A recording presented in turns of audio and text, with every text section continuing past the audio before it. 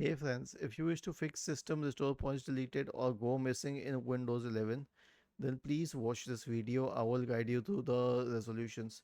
So first of all, search for services in the Windows search bar and open services. Now scroll down to the volume shadow copy service. Since this list is in alphabetical order, it will be easy to find this service. Okay. So right click on the volume shadow copy service and then select properties. Make sure that it's at automatic. It is started. Click on apply and then on OK. Now once this is done, search for recovery in the Windows search bar and open recovery. Go to configure system restore and this will open the system protection properties. Go to configure and make sure that system protection is on. You can also increase the space a little bit for the disk space usage for system restore points. Click on apply. OK. If the points are already deleted, then you can create a new point and then click on create. Okay.